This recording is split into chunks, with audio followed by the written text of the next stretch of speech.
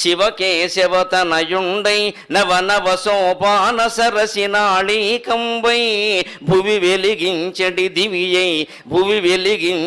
దివియై అవతారమునెత్తు స్వామి అయ్యప్ప శరణం.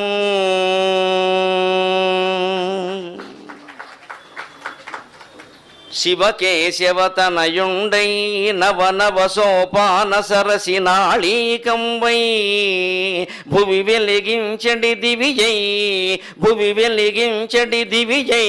అవతారమునెత్తు స్వామి అయ్యప్ప శరణం.